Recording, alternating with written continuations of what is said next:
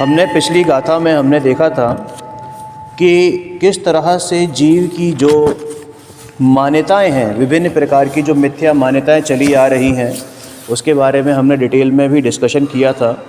साथ में क्या क्या डिस्कशन किया था एक बार रिवाइज़ करते हैं, कौन कौन सी मिथ्या मान्यताएं थीं, उसके बाद फिर आगे बढ़ेंगे। हालांकि आचार्य अमृतचंद्र ने मुख्य रूप से 8 प्रकार के मतों की वहाँ चर्चा की थी, लेकिन ये बात तो श्योर शॉर्ट है कि उस समय उनके सामने 8 प्रकार के विभिन्न अन्य मत रहे होंगे, है ना, मिथ्या मान्यताएं वाले मत रहे होंगे। लेकिन आज की डेट में उनसे कहीं गुना अधिक मिथ्या मान्यताएं उपज गई हैं। मल्टीप्लिकेटिवली वो हर रोज़ मतलब एक्सपोनेंशियल ग्रोथ उनकी हो रही है, और हर दूसरे तीसरे दिन, 15 दिन, महीने भर में कोई ना कोई एक नया मत खड़ा हो जाता है। हम उन मतों के नाम ना लेते हुए सिर्फ उनकी जो विचारधारा है उस पर हम लोग विचार करेंगे कि कौन कौन से मत हैं, है ना। एक बार रिवाइज करते हैं फिर आगे बढ़ेंगे। हमने देखा था कि कुछ ऐसी मान्यताएं हैं जहाँ पर कर्म को ही जीव माना जाता है, यानी कर्म को ही जीव मानते हैं। कर्म रहित तो कोई भी जीव उनको दिखाई नहीं देता है, और ऐसे जीव कौन है? अध्यवसान में ही जी रहे हैं, यानी कि मिथ्या मान्यताओं में ही जी रहे हैं।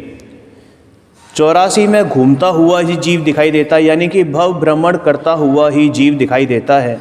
ऐसा कोई जीव दिखाई नहीं देता जो 84 में घूमता हुआ ना दिखाई दे। कर्म का फल ही जीव है, यानी कि जो कर्म जीव ने किए उनके फल स्वरूप जो भोक्तापना है, तो उसको लगता है कि ये ही जीव है। यानी कि कोई भी ऐसा जीव दिखाई नहीं देता जो कर्म के उदय का फल ना भोग रहा हो। शरीर को ही जीव मानते हैं, यानी कि शरीर के साथ ही जीव, शरीर के उत्पन्न होने के साथ ही जीव की भी उत्पत्ति होती है, और जैसे जैसे शरीर ढलता है जीव भी ढलता जाता है। शरीर जैसे ही नष्ट होता है, यानी कि जैसे ही शरीर की मृत्यु होती है, जीव की भी मृत्यु होना मान लिया जाता है। ऐसी भी मान्यताओं वाले यहाँ पर जीव मौजूद हैं, क्योंकि उन्हें ऐसा एक भी जीव दिखाई नहीं देता जो जन्म मरण ना करता हो, जिसका शरीर ना हो। राग द्वेष को ही जीव मान लेते हैं, यानी कि जो अपने इष्ट अनिष्ट भाव हम कर रहे हैं, किसी में ममत्व बुद्धि कर रहे हैं, किसी में अहम बुद्धि कर रहे हैं, किसी से द्वेष बुद्धि कर रहे हैं, ऐसे जो भाव हैं इनको ही इन्होंने जीव मान लिया है। साथ में एक मत ऐसा भी है जो इन राग द्वेष की तीव्रता और मंदता, यानी कि इंटेंसिटी, है ना, ऐसा कोई जीव उनको दिखाई नहीं देता जिसके राग द्वेष एक से ही हो। सबके किसी न किसी के मंद हैं, किसी के तीव्र हैं, किसी के मंद हैं, किसी के तीव्र हैं। तो उस तीव्रता और मंदता को ही, यानी उस इंटेंसिटी को ही वो जीव मानते हैं। एक मत ऐसा है जो ये मानता है कि आत्मा कुछ होता ही नहीं है। एक मत ऐसा भी है कि आत्मा अनित्य ही है, यानी कभी भी परिणमन नहीं करता है। और एक मत ऐसा है जो सर्वथा ये मानता है कि आत्मा नित्य ही है, यानी कि कभी भी परिणमन नहीं करता है। एक मत ऐसा भी है जो ये मानता है कि प्रत्येक जीव का 5000 साल में मोक्ष होता है, और अगले 5000 साल बाद वापस वो इस धरती पर जन्म लेगा। जन्म मरण करने वाला जीव ही है, ऐसा भी एक मत है ना। ऐसे अनेक अनेक प्रकार के मत हैं जो कि मिथ्या दृष्टियों ने चला रखे हैं। मारीच के जीव का भी हमने एग्जाम्पल दिया था कि वो तो असंख्यात वर्षों पहले ऐसी स्थिति पैदा हुई कि वहाँ पर उन्होंने 363 मत चलाए मारीच ने। तो आज तो फॉर श्योर है कि उससे कहीं गुना ज़्यादा, हज़ारों लाखों गुना ज़्यादा मत आज की डेट में प्रचलन में हैं। समझ में आया? अब इसमें एक जो चीज़ है जो पिछली क्लास में मेंशन करने से रह गई थी, वो ये थी कि ये जो मान्यताएं हैं बेसिकली भाव को ना समझने के कारण है। जो बात कही जाती है उसको ना समझने के कारण है, अर्थ का अनर्थ करने के ये कारण, ये जो समस्याएं पैदा होती हैं।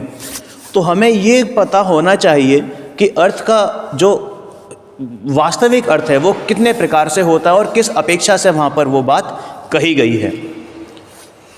हम यहाँ पर शॉर्ट में एक एक लाइन समझेंगे कि कितने प्रकार के जो अर्थ होते हैं। तो देखिए उनके नाम मैं पढ़ता हूँ। सबसे पहले है शब्दार्थ। शब्द अर्थ, शब्दार्थ, नयार्थ, नए अर्थ, मतार्थ, मत अर्थ, मतार्थ, आगमार्थ और भावार्थ। इनकी शॉर्ट डेफिनेशन एक बार पढ़ते हैं, चीज़ें अपने आप क्लियर हो जाएंगी।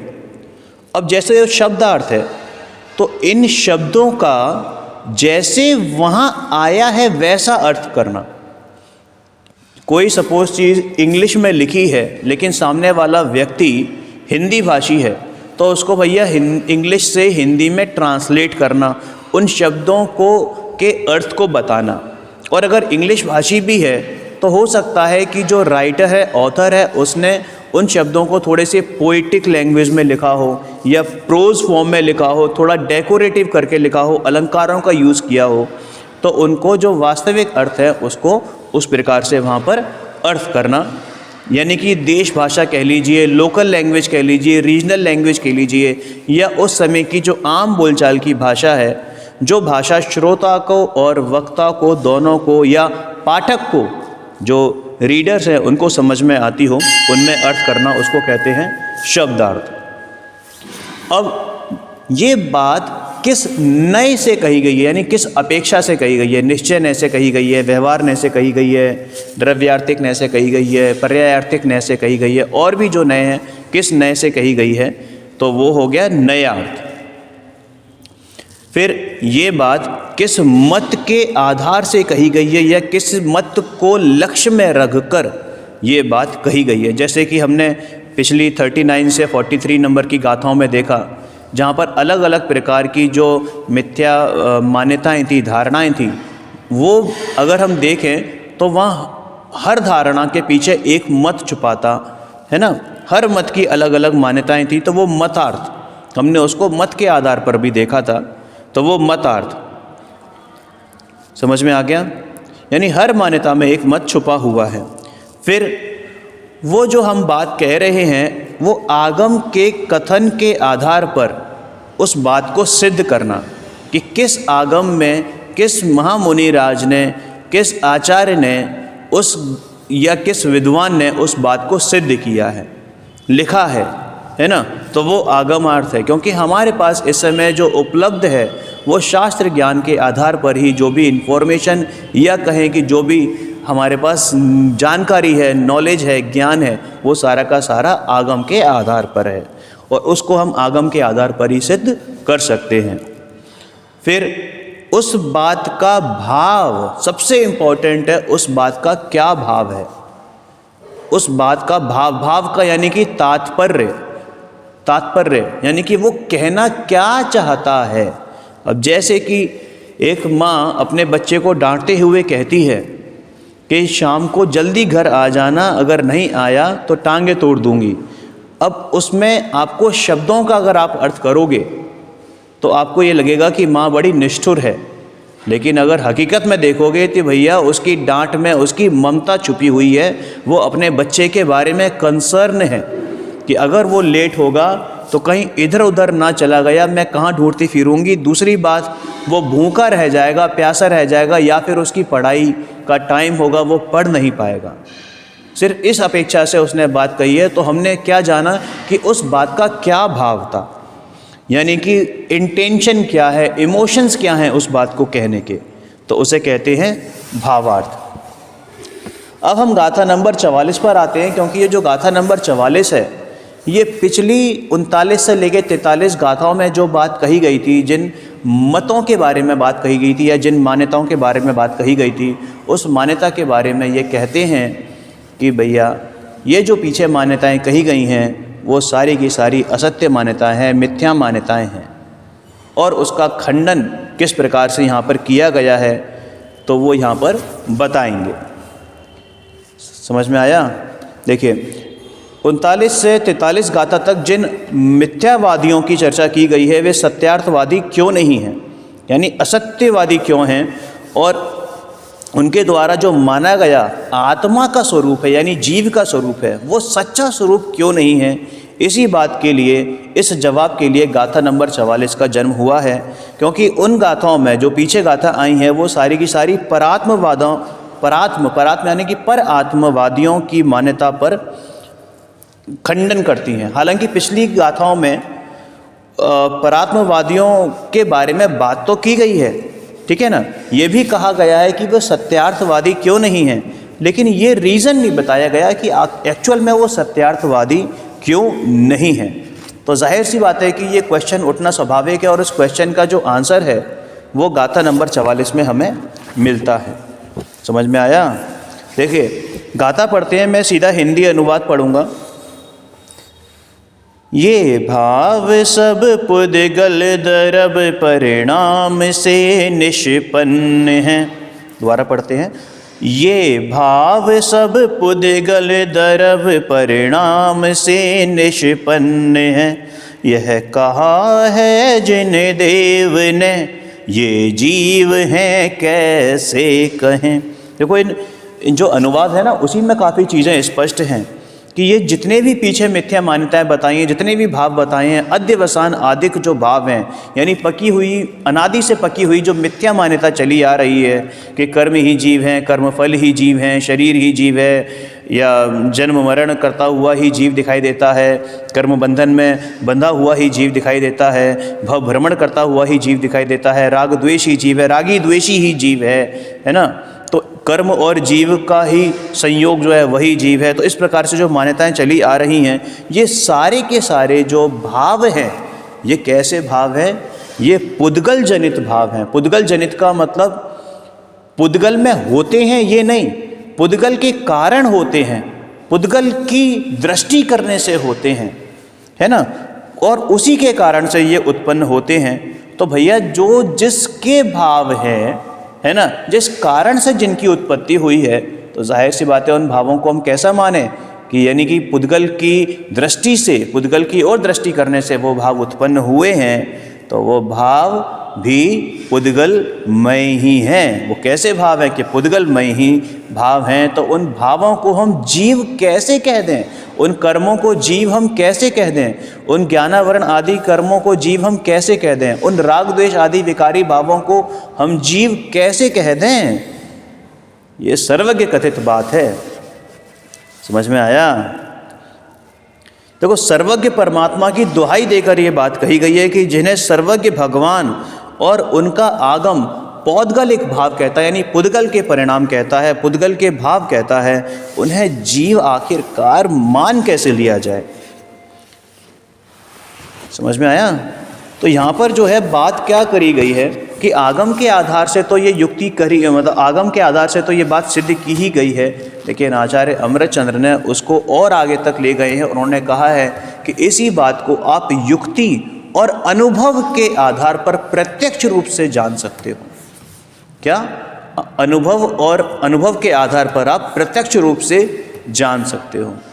जैसे कि कोई व्यक्ति आज तक कभी अमेरिका नहीं गया और अमेरिका के मौसम के बारे में उसको जानना है, तो सबसे बढ़िया चीज़ क्या होगी? सबसे बढ़िया चीज़ देखो, हो सकता है वो गूगल से सर्च कर ले, जान ले कि मौसम कैसा है, हो सकता है वो किसी अपने मित्र से, परिचित से पूछ ले कि अमेरिका में मौसम कैसा है, लेकिन उससे भी बढ़िया चीज़ क्या है? अब उसमें क्या है कि किसी से वो पूछेगा, गूगल पे सर्च करेगा, क्या करेगा क्या नहीं करेगा, तो एक्चुअल स्थिति 100% वाली स्थिति उसको मालूम नहीं पड़ पाएगी, कहीं ना कहीं कुछ ना कुछ झोलझाल होने की संभावना रहती है। लेकिन यदि उसको वास्तव में उसका जानना है कि अमेरिका में मौसम कैसा है, तो भैया खुद होकर आना, टिकट करा फ्लाइट की और जा, किसने रोका है? समझ में आई बात?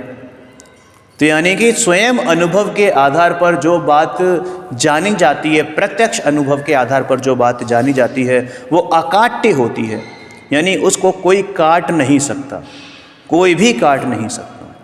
ताजमहल कैसा है? सुंदर है।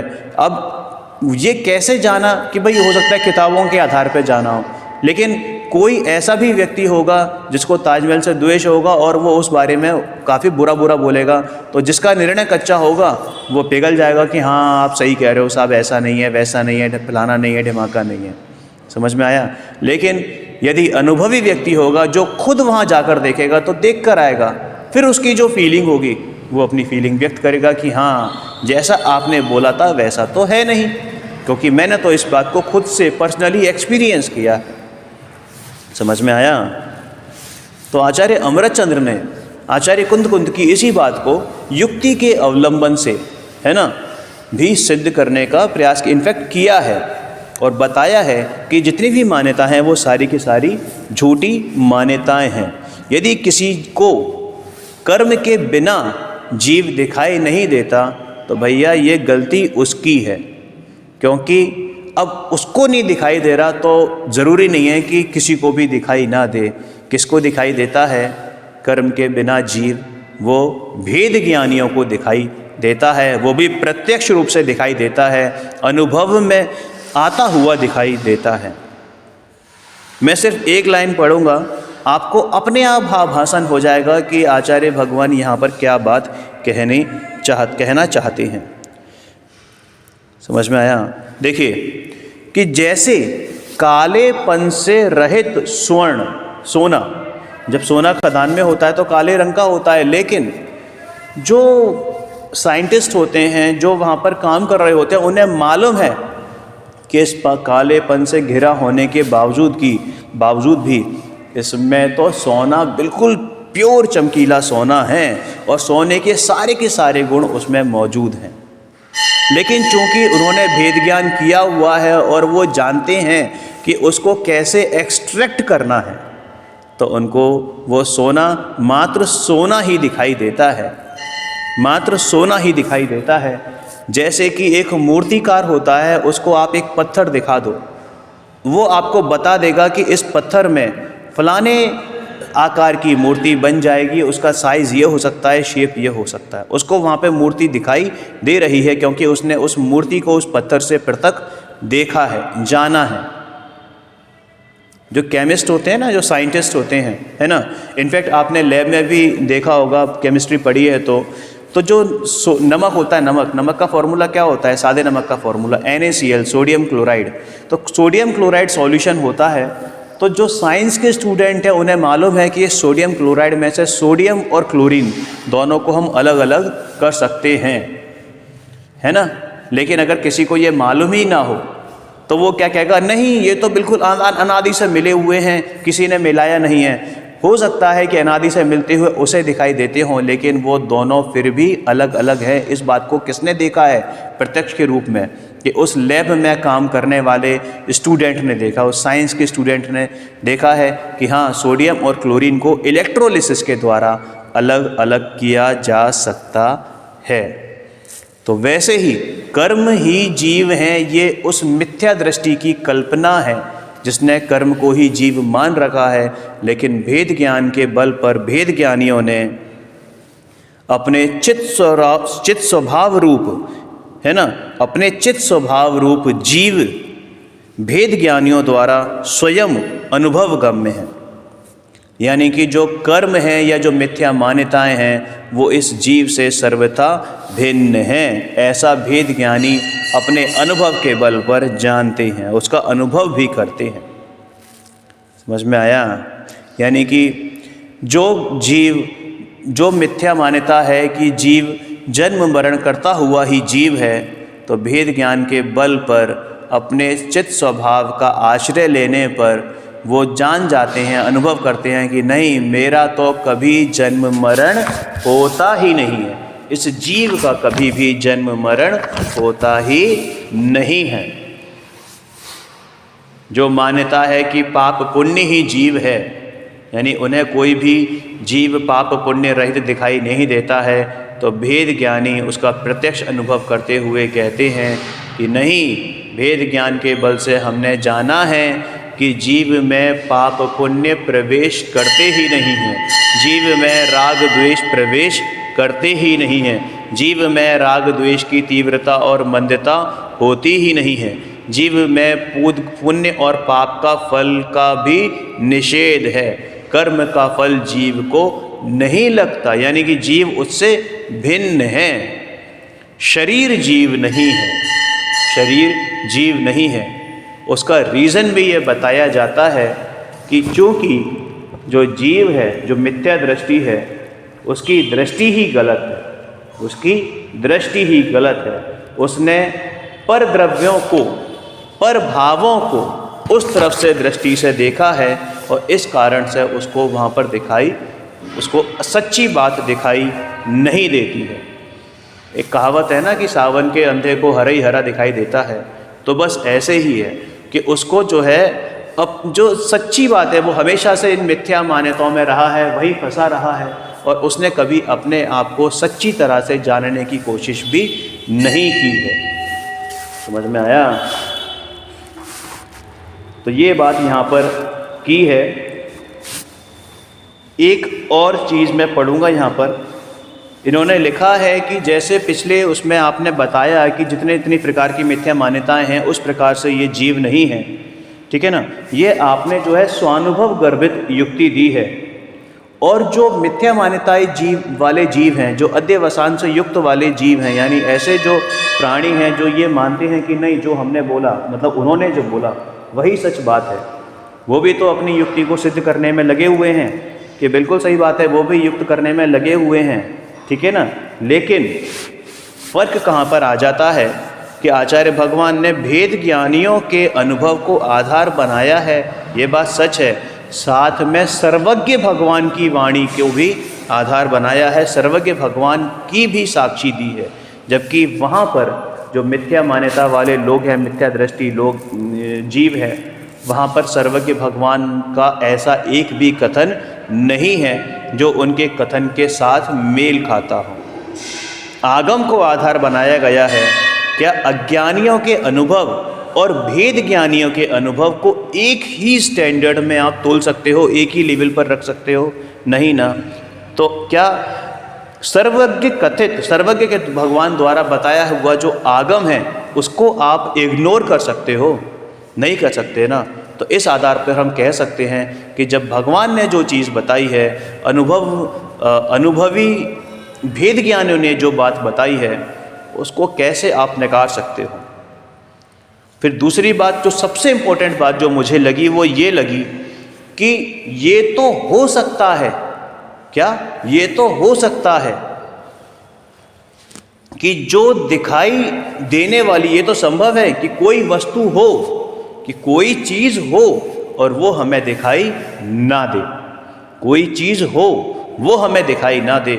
लेकिन ऐसा संभव नहीं है कि कोई वस्तु ही नहीं, यानी कि उसका अस्तित्व ही नहीं है और हमें दिखाई दे।